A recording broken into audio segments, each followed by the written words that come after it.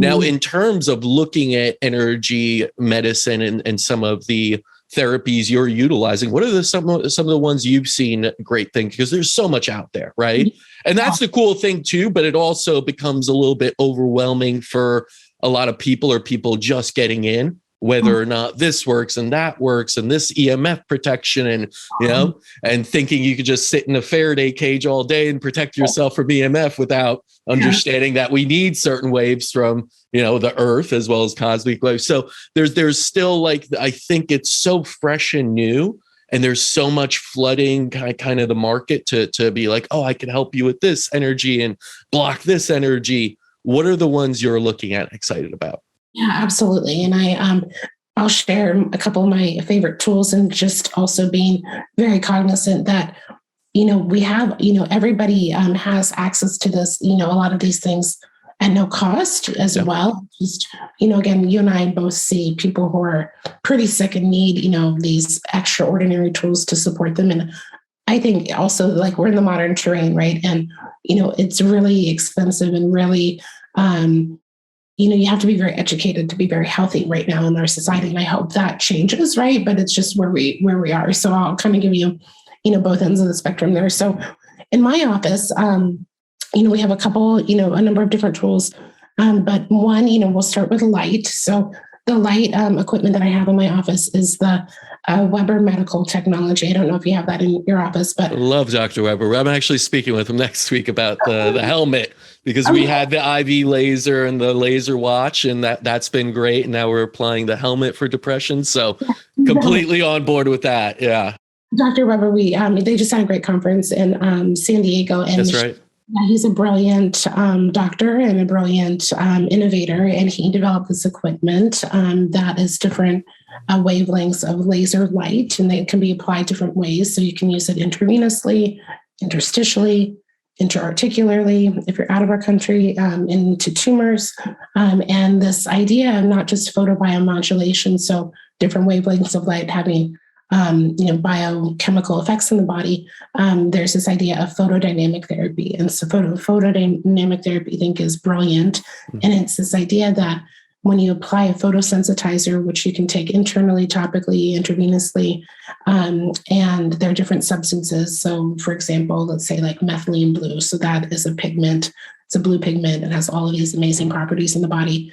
And when it gets taken in by cells, it responds. It's basically photoactivated by red light or 660 nanometer light. So it's this idea, this integration of physical substances with their peak spectrum absorption to get a more potent effect in the body. And it can stimulate either apoptosis for cancer cells or increased reactive oxygen species to kill different pathogens inside the cell. So that's super exciting. And as you mentioned, they have a watch. They just updated their watch. And so it's going to even be more powerful, which is awesome. So that idea with the watch is that you're applying light to the radial artery, and then the blood that's passing by is absorbing these different photons of light for different physical effects.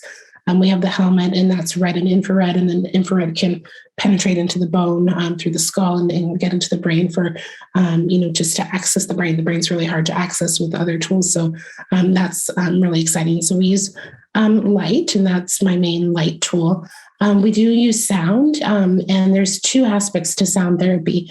One is my good friend, Kelly Kennedy, introduced me to this man, Rasmus Berghausen. Do you know him? You should know him. I'll introduce you. He's Austrian, and he studied with Emoto. So Dr. Emoto, who's the water guy, right? He figured out how intention can impact, basically the structure of water. And when you think that we're mostly water, right? We can just think about all of the health effects of how we can affect the water in our body. And he developed an equipment called the Sound of Soul. So basically it measures your heart rate variability, and it can monitor and basically change different music that basically interacts with your heart rate variability. So it's basically converting your heart rate variability into music and light. So basically you're bathing in the sound and light of the music of your heart. So it's very heart opening, which is really exciting. And then I've been using the AO scan. Lauren Swenson introduced me to that. That's his company, Solex. And he has a really impactful story. He adopted a child who had cerebral palsy and recovered him through energy medicine. So we traveled all over the world and found, this technology. And it's based on different resonant frequencies. So it has all of that. But the sound part is called inner voice. And you talk into the technology, and the technology can read where you have too high of tones or too low of tones. And then it basically gives you balancing music to balance those out of range tones. And then the trippy thing about it is they've studied this and they found that different patterns and algorithms of out of balance correspond to different subconscious emotions. So we're basically working on the unconscious part of us, through music. And so, I think music has a huge ability to help release, trauma in the field and in our tissues and, in our system. So that's sound. And then, with frequency, I also, again, use the AO scan. I have the BioWell, which is the gas discharge visualization that looks at the biofield. We also have Ness, Harry Massey equipment. I'm starting to use that more and more. And then I'm actually part of the company Free Medica. I was introduced to that equipment with Stephen Davis. He has a story through his daughter, and he helped heal her on her Lyme journey with this technology that basically, to keep it very simple, gives a protocol through light and frequency applied to the body. And they are coming out with a wearable technology where you can basically have a wearable frequency that you can download different packages. That I've been working with Dr. Lee Aaron Keneally and Dr. Rob Cass on creating packages for like stress, anxiety, sleep. And, again, these will be delivered in the form of frequency. So and there are going to be so many more tools. I know Harry's coming out with one, and it's going to be like different supplements. There's just going to be all this different frequency technology, which is really super exciting. So those are, a lot of different equipment that I have in the office. I also have something called the Flow Presso, which is, the lymphatics are a huge part of the work we do. And it uses compression, infrared, and they call it nano vibrational technology. So it's like a PEMF-like technology to add. Basically energy to increase cell voltage.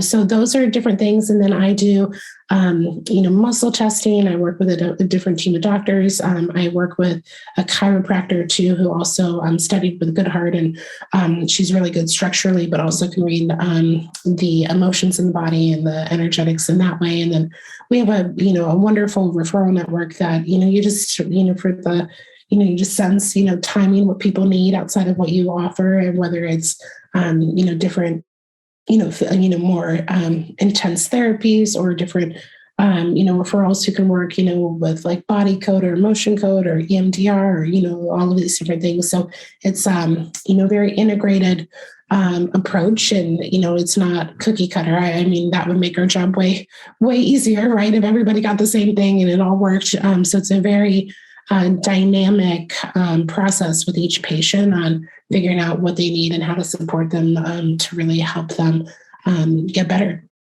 I've realized that as you add more, it's not just about adding the pieces, it's about becoming an artist and being skilled with how you apply them.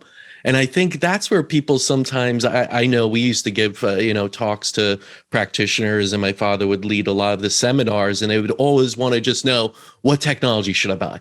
And that was it. They didn't want to know beyond it. It'll tell me what to do, right? But the truth of the matter is, to be a skilled integrative practitioner means being an artist, means being able to personalize to each person and tap into the patient's intelligence with things like muscle testing and other types of evaluations or EAVs, whatever it is. But it still requires you to do the work, to not just sit there and be a technician. And that's what I love, what I hear, what you're putting out there. You're saying, hey, I want more tools in my toolkit, and that's great, but I also want to apply it in a very tailored way where each patient receives their own protocol that gets them back to complete health of body, mind, and spirit.